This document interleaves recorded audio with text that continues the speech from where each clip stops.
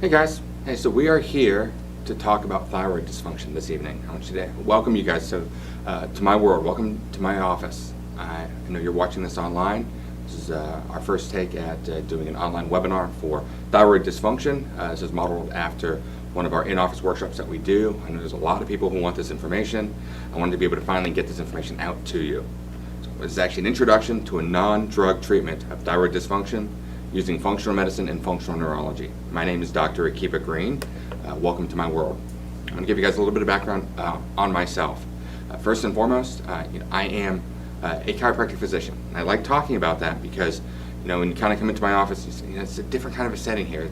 We're not a stuffy little office that you go to and it's you're kind of stuck. It's just the right place. It's just another MD. It's another physician. What are we going to do? Are you going to help me with my thyroid? Well, as a chiropractor, everything that I do, I would never do, except for the fact that my mind was open to an alternative approach.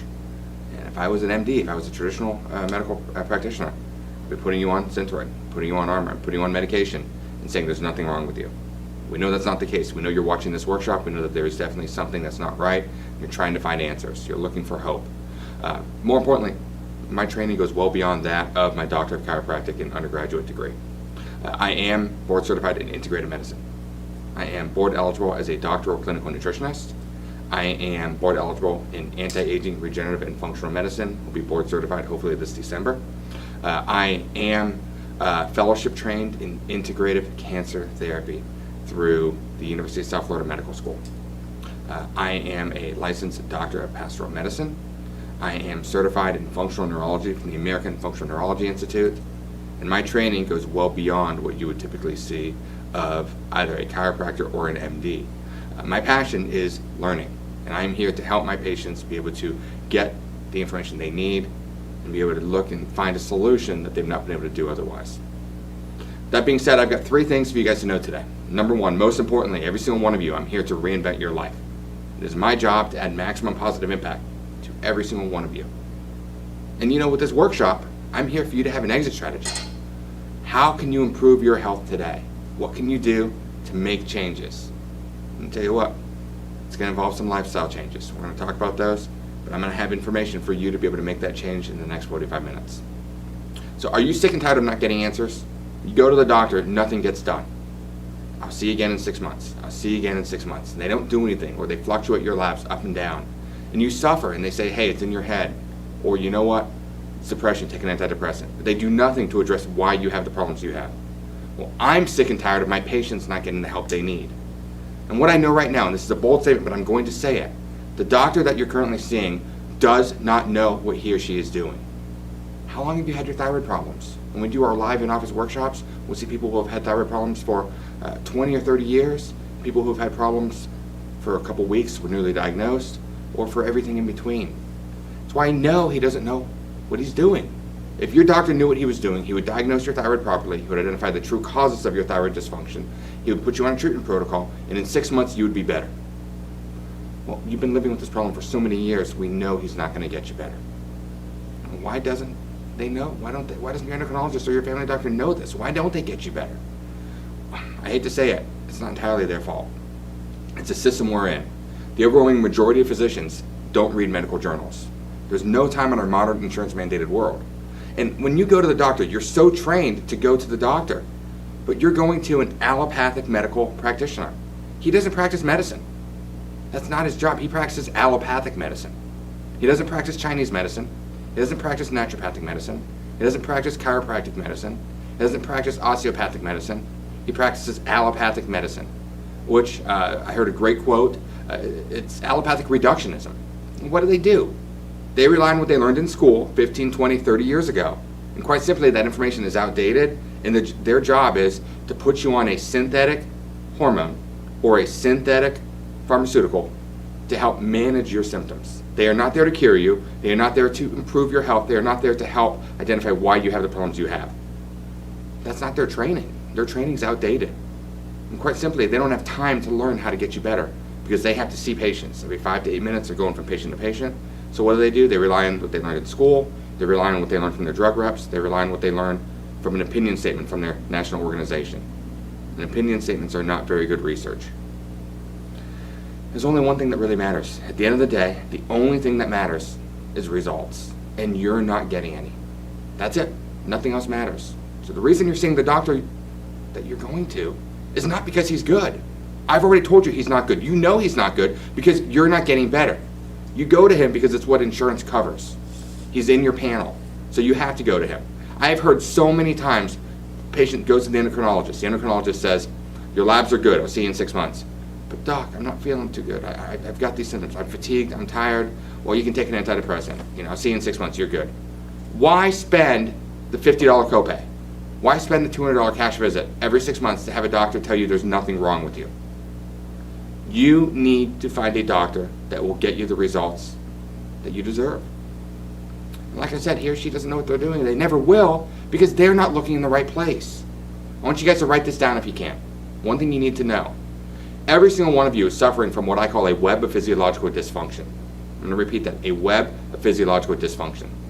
None of you out there, zero, have just one problem. Physiologically, it's an impossibility.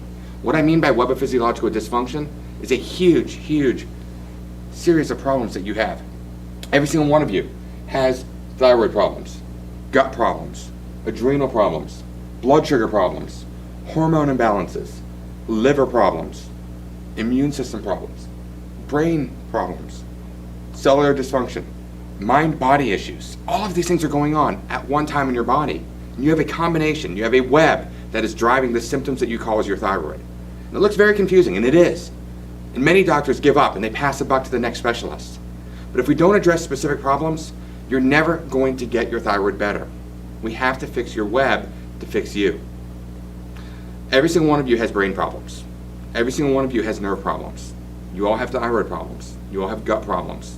Short-term memory issues, metabolic problems, all of that is going on, contributing to the symptoms that you feel. Is there a pill for this? They don't make a pill for this kind of problem. So what do? We're going to talk about your web of physiological dysfunction, where your problems are coming from, and talk about how you can get it fixed. But remember what I said. I said you all had brain problems. I haven't even met you yet. I'm telling you have a brain problem. Well, it's true. And we're going to talk about a couple different parts of the brain. Now, different areas of the brain are responsible for different functions. We're going to talk about the frontal lobe. We're going to talk about the hippocampus. We're going to talk about the parietal lobe. The frontal lobe is the first thing we're going to talk about. And the frontal lobe is the largest lobe, so it needs lots of energy. It's our executive center. It defines our personality, executive decisions, social behavior, impulse control. It allows for focus. It governs our planning and motivation, voluntary muscle movement, gross and fine motor movement. Depression is a frontal lobe problem. So if you notice your personality isn't what it used to be, your family members have noticed your personality isn't the way it used to be, you're not the same self, your spouse has told you that you've changed, the frontal lobe is where that problem is, and we have to address it. How about the hippocampus? It's a big word. The hippocampus is responsible for memory. It's where our memory centers are sent. If we have a problem with our brain, we're going to have a problem with memory in the hippocampus. But it's also responsible for language, hormones, sense of direction, sleep-wake cycles, and actually an example would be Alzheimer's, which is a degeneration of the hippocampus.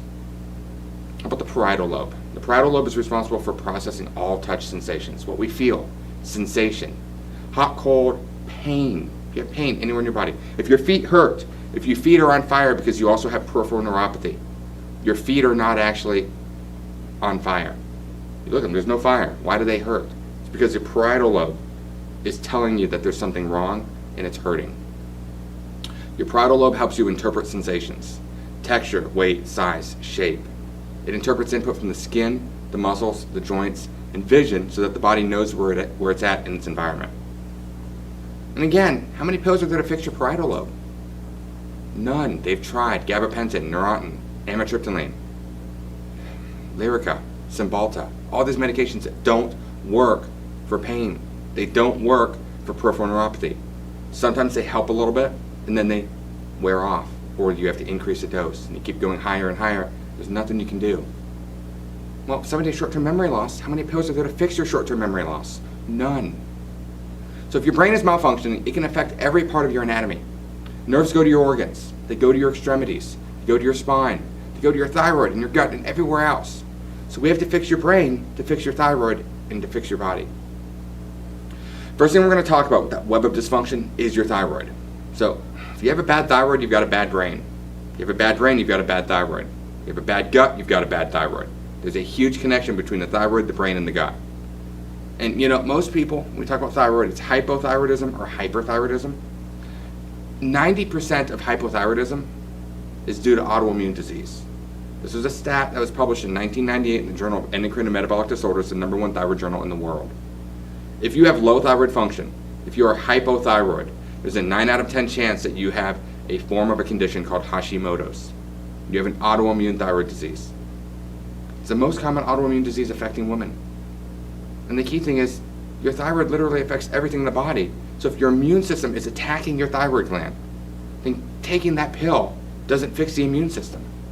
Taking that pill doesn't address everything that's driving it.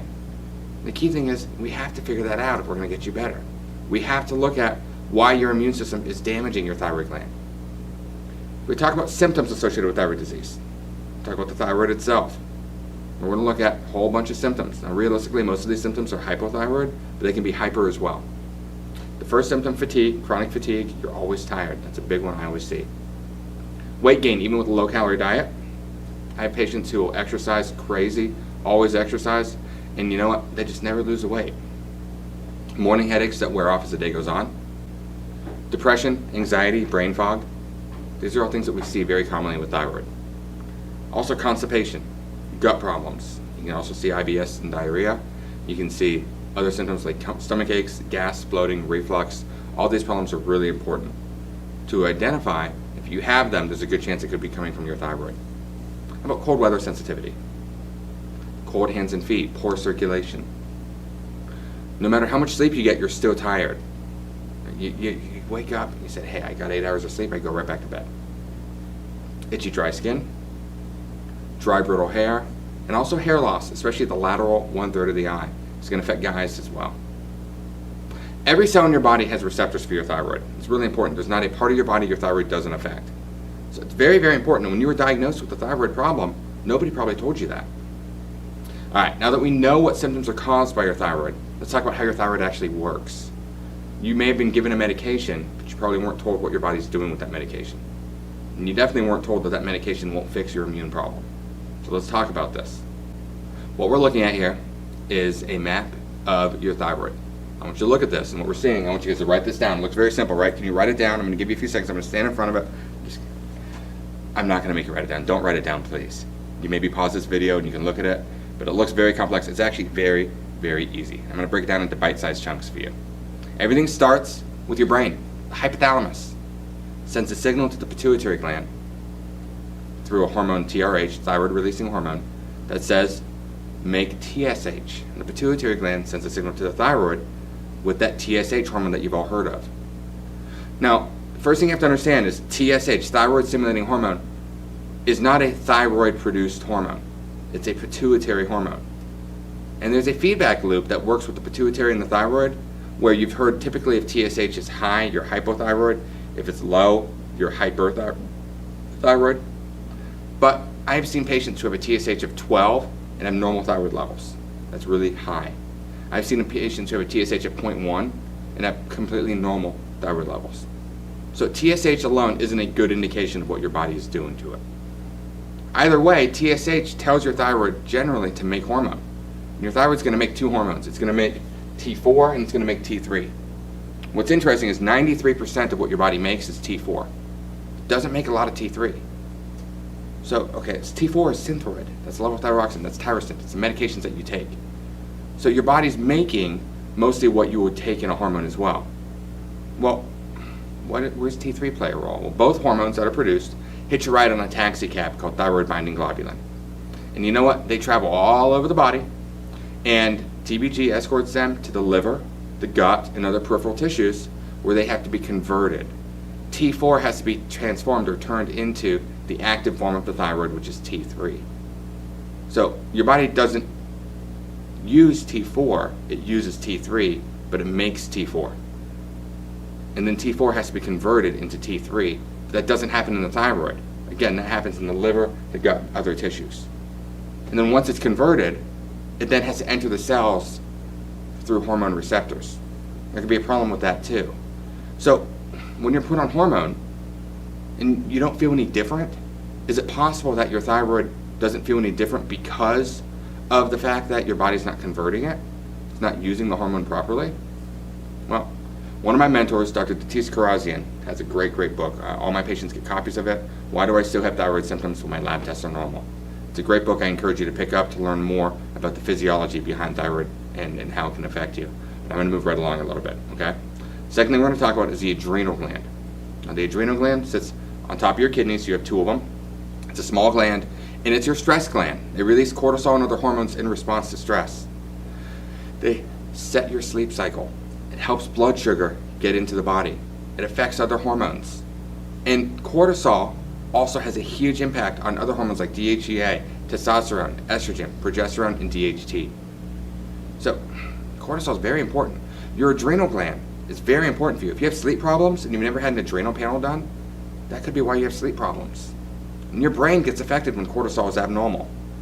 So here's the thing. In an acute stressful situation, cortisol is going to spike, it's going to find that stressor, it's going to take care of it, and you're going to recover from it. We don't live in an acute stressful situation. We live in a chronic stressful society. What that means is when cortisol goes up, it can't handle the stressor, so it eventually runs out and it starts getting lower and lower and lower until you get deficient in cortisol production.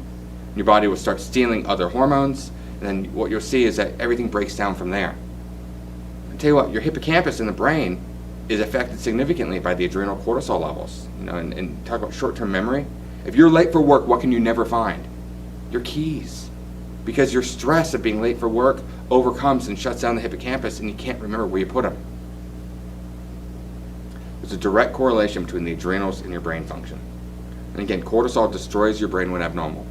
Thyroid symptoms are often really adrenal problems, and vice versa. Talk about hair loss, fatigue, sleep problems, hot flashes. These are often symptoms you would think about with thyroid or hormone problems. They can be an adrenal problem. And we're all at risk. There's 5 stages of adrenal fatigue. We're all at risk, and we have to address it. All right, number 3 is sex hormones. In males, we're talking about problems like andropause and prostate disease. In females, we're talking infertility issues, menstrual cycle problems, or menopausal symptoms. Nothing worse than a lady who's 10 years postmenopausal with hot flashes. Why hormone problems? Blood sugar involvement. Insulin resistance is huge to affect your hormones. Adrenal involvement, thyroid involvement, brain involvement, and the HP axis, where one hormone affects the others. In fact, that's interesting because the hypothalamus pituitary axis controls all your hormones in your body. It controls your thyroid hormones like TSH. It controls your adrenal hormones, cortisol regulation. It controls your male and female hormones, LH, FSH, estrogen, progesterone, testosterone.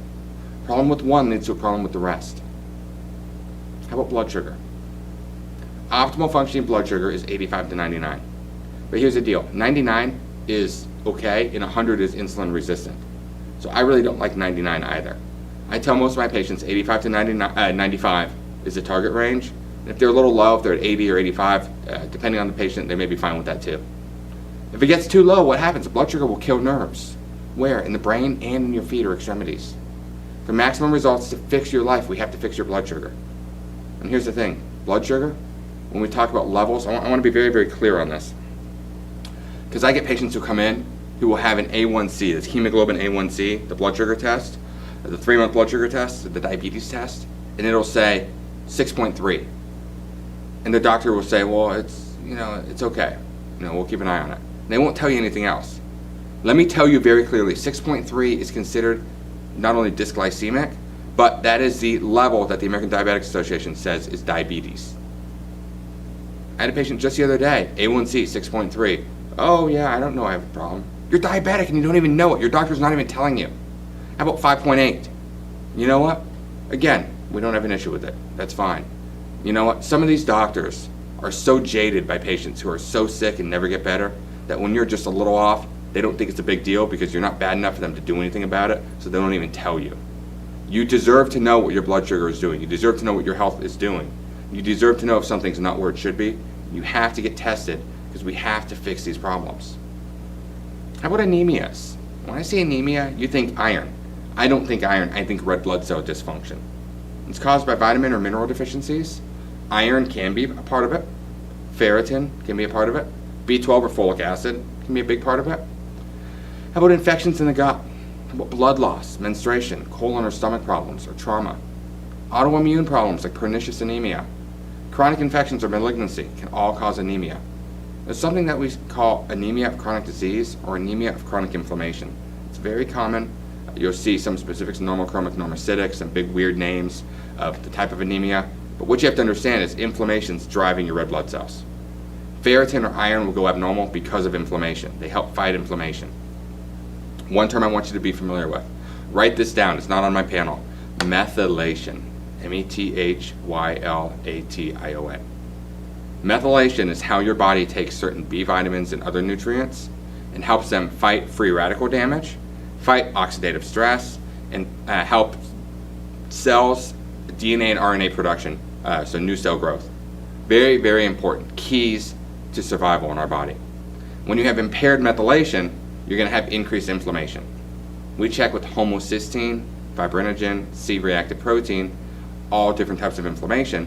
Homocysteine is an inflammatory marker that associates with this impaired methylation. Big terms again, I know, $3 medical terms.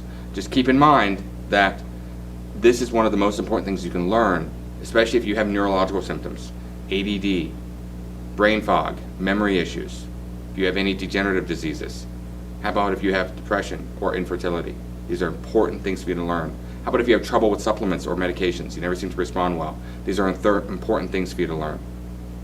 There's a blood test that we do. It's a gene test. We actually do several different ones along this pathway, but the first one for you to learn about is MTHFR. MTHFR is very, very key. You gotta learn about it because you have to be able to get it fixed. MTHFR. Okay, you got it? All right.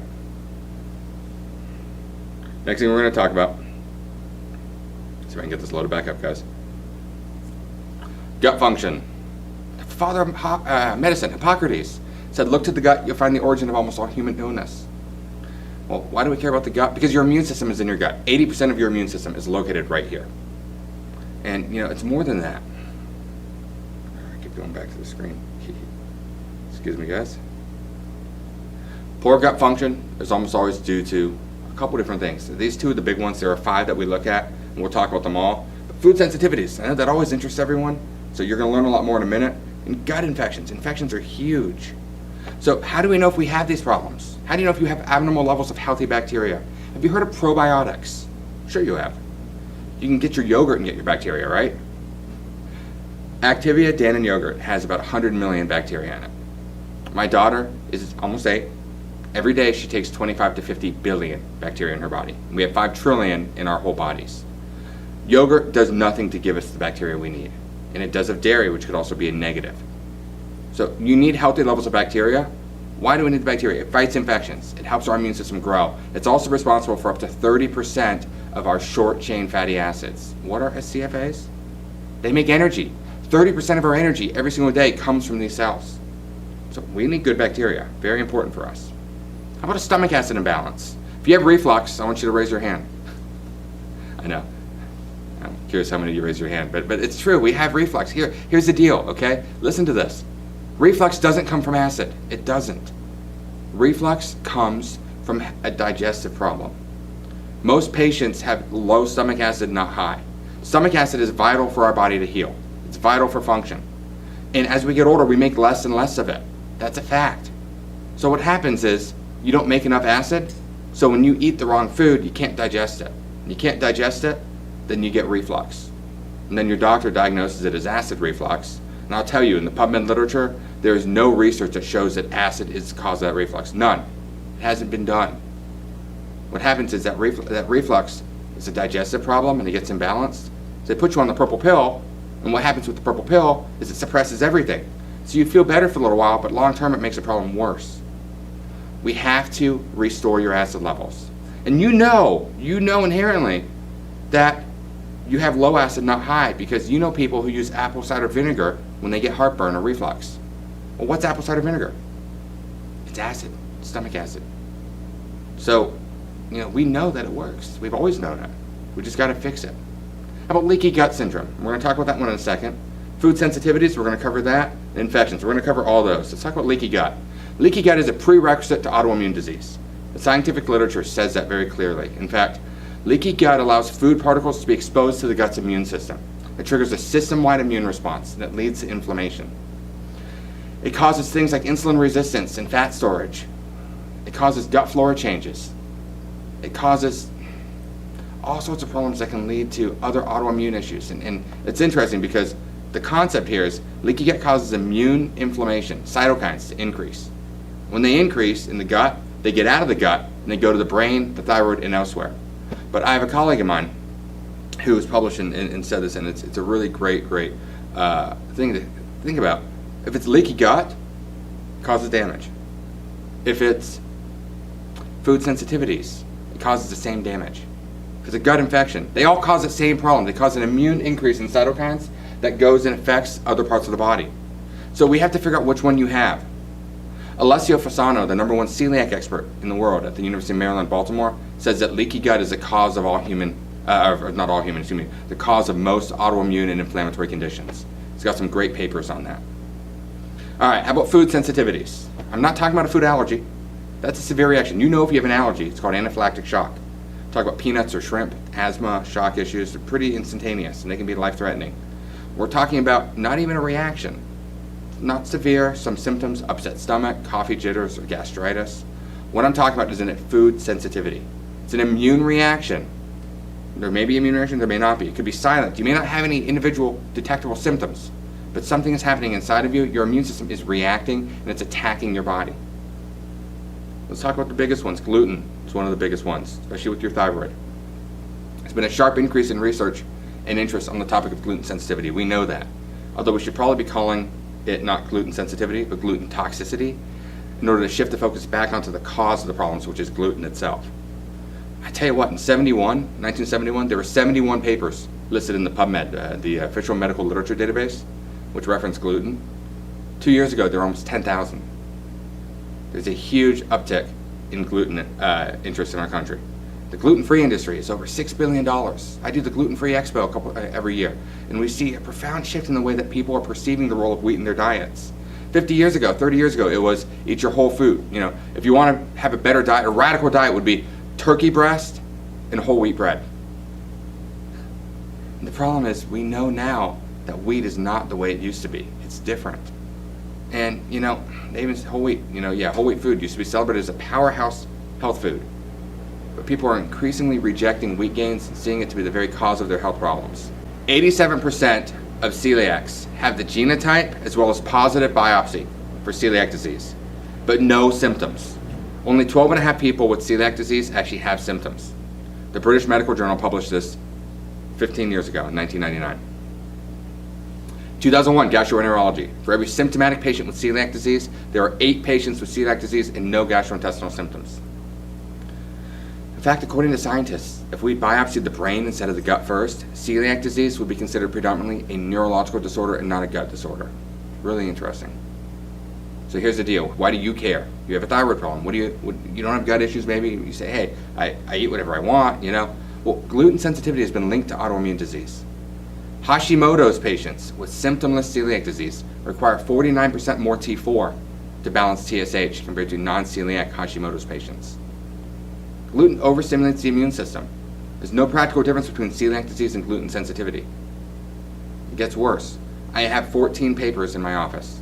Every single one of those studies, from 70 patients population up to 10,000.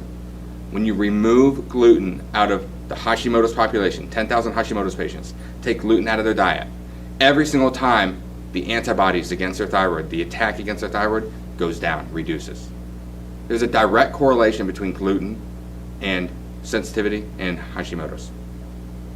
Experience shows a gluten-free diet is a must for any autoimmune disease. The problem lies with incomplete gluten testing.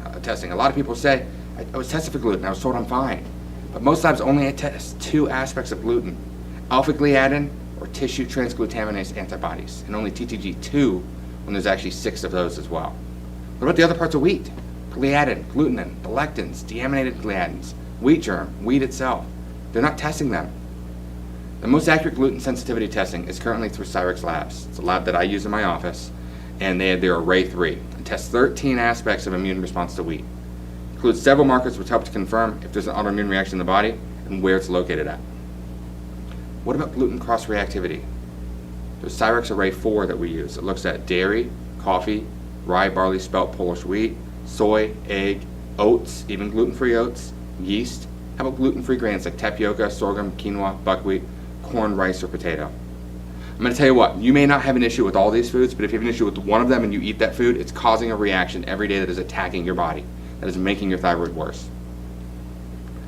What about infections? Bacteria, H. pylori, Klebsiella, E. coli, parasites. I love sushi, I really do. And I'm always doing a parasite cleanse, and I'm always helping my bacteria in my gut be strong to fight them off. If your immune system's weak, you can't do it, you're going to get sick. How about the lakes? We're here on beautiful Lake Norman. There's Lake Wiley down the road, Charlotte. Wherever you're from, you may have lakes as well. You have to be careful about drinking water in a lake. You get sick very easily. And if you travel, same thing. How about yeast or fungi? How about candida, Saccharomyces? All things that you can pick up. How about viruses like Epstein-Barr? Causes mononucleosis or cytomegalovirus, CMV. You have an issue with this. It could be the underlying causes of your infection, underlying causes of your autoimmune disease, underlying causes of your thyroid problems. Your web of physiological dysfunction is very important for us to identify. We have to figure out what's causing it. Look at all these different areas. I didn't spend a lot of time on the liver today. Liver and gallbladder are 60% of your conversion of T4 into T3. I didn't spend a lot of time on mind-body issues or cellular dysfunction. Talked a little bit about methylation. All these pieces are vital for getting you better. But you know what? You guys have had lab tests done. And how many of you have been told your lab tests were normal? You know, and I hear this a lot. My doctor said there's nothing wrong with me, so why do I feel so lousy? A good colleague of mine has been quoted as saying that your endocrinologist or your doctor is either dumb or deaf because he's not hearing what you're saying. It's true. You go in there, you tell them you don't feel right, and they say there's nothing wrong with you, it's in your head. Malarkey. That's not true at all. They don't know what they're talking about. They are not looking at the right places, and they are mistreating you. At a certain point, I'm going to call it malpractice if they keep doing this to my patients because they know better. The research knows better. They have to treat you differently. And you see, there's a series of better doctors. There are newer doctors that are coming out. Not just alternative practitioners like me, but you'll see better mainstream doctors. If you're lucky enough to get one, what happens is they know there's something wrong. But a lot of them don't run the right tests, and they use traditional lab ranges. So what happens is, I use Quest, I use LabCorp, the two national labs, and I get a reference range that comes back that shows where your labs are compared to a huge population group. And that's exactly it. That reference range is not an optimal or healthy range. It's a bell curve. And lab ranges are inherently inaccurate because of that. They're based on unhealthy people. You think about who gets blood work done, that goes into a big population curve, and that's your test result. I use functional lab values. They're more sensitive, and they reveal problems before they become so bad we can name a disease after you. The American Association of Clinical Endocrinologists, the American Association of Clinical Chemists, the Endocrine Society, all these different organizations, the Weston Price Foundation, all these different organizations have done research that is published with optimal lab values. That's what we use. And the key thing is, your lab tests are normal, you don't feel good because you're here, but not here. And if you're lab low or lab high, there's definitely a problem, but what happens if you're not in the middle? We have to address that. Classic example is going to be TSH, okay? All right, you can see the lab range 0.3 to 5.7. I've seen 0.4 to 4.5. It's a big range. In 2003, the American Association of Clinical Endocrinologists, 8,000 endocrine doctors, said the lab range should be 0.3 to 3.14. They said 3.0, the 3 is the high end. And that was 11 years ago. The endocrine doctors, the endocrinologists in the area that my patients go to, don't look at that. They don't care what their own organization says they should be doing. They say 4.2, there's nothing wrong with you, even though you are absolutely hypothyroid. There is a functional range, 1.8 to 3.0. I don't even like 3.0 for everybody though, because 95% of non-thyroid healthy patients have a TSH less than 2.5. For me, 1.5 to 2.5 is my target range for everybody. That's what we look for. All right, what tests do you order? TSH is typically ordered. If you're lucky, they'll also look at total T4, maybe free T4. Compare this to a true thyroid functional test. You're gonna have all these different markers. Free thyroxine index, how much T4 is available. Free T4 can be affected by medications. T3 uptake is how much T3 is being used by the body. Free T3, the active thyroid hormone, is T4 converting into T3. That's the marker to look at. Doctors don't often run that test. But reverse T3. The body cannot use reverse T3. It can actually block free T3, and what happens is your hormones affect it. And these last couple ones, those are antibody tests. TPO and TBG are thyroid antibodies for Hashimoto's. TSH antibodies, the test is called a TSI, are for Graves' disease. I guess the point is, if you want to see normal, get your lawn chair. Bring it to the Discount Wally world. Sit down and see all the unhealthy and overweight people going in there. The new American normal is there. I don't want you normal. I want you healthy. That's why you're watching this workshop. That's why you're watching this video. You want to get better. The point being, we have to look at the problems and we have to figure out why they're happening. Not just say, here's a symptom management. Here's something to cover up your symptoms. Let's talk about one more thing. Hashimoto's and Graves' disease. These are hyper and hypothyroid. But they're not thyroid problems. Your immune system is mistakenly attacking your TPO or TBG in Hashimoto's or your TSH in Graves' disease. So they're really immune problems. It's an imbalance in your immune system that needs to be addressed, and it's addressed through proper testing. And here's the thing, you may need to be on hormone. You may need to be on thyroid hormone the rest of your life. But going on that hormone will never fix this problem. So you went on your hormone medication 10 years ago, and you still have symptoms. I'm sorry to tell you, your condition has been deteriorating and it's getting worse, even though you've been on your medication, because it was never addressed. We have to address the causes of your immune imbalance. In my office, it is my job, my specialty, to fix chronic metabolic problems. Welcome. I hope you enjoyed the workshop. But you're not done yet. We practice a neurometabolic model of treating chronic health conditions. The medical approach is to wait until tissue destruction is so bad, squash the entire immune system with steroids. Symptom management, not addressing underlying metabolic causes. With the thyroid, Synthroid, Armor, that's all they're going to do. They're going to put you on it in a medical approach. They're going to chase TSH levels instead of fixing the cause of your problem. They're not addressing the autoimmunity. They're going to give you an antidepressant or acid reflux medication. How about with brain problems, they'll give you an SSRI, an anxiety medication. They don't fix the problem. How about they don't tell you to cut out excitotoxins like genetically modified ingredients, glyphosate, MSG, aspartame. Those contribute to brain dysfunction. The functional medicine approach, it's remove all immune triggers. GMO foods and clean living is important, but more important to start with are food sensitivities.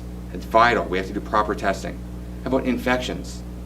Blood sugar, adrenals, thyroid, sex hormone dysfunction all has to be addressed. Liver and gallbladder problems, impaired methylation and B12 and that MTHFR and folic acid issue. How about vitamin deficiencies? How about supplements? Are you taking supplements? Supplements you may be taking could be making you worse. And here's the thing. We've heard garlic is good for us. We've heard vitamin C is good for us.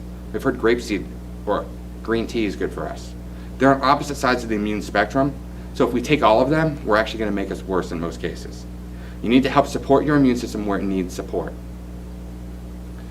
In a neurometabolic approach, my job is to modulate your immune system. It's to use dietary modification and lifestyle changes and specific supplements based on your lab findings, specific to your needs, not what somebody says is good for people who have a thyroid problem. I have patients who come in with posts or emails from some of the big websites that are out there. And some of the information is not bad, but one of the websites talks about your lab ranges. Don't let the doctor talk about the ranges. And they don't talk about what the good ranges are. They don't talk about functional ranges. They just say you can't be treated like a lab range.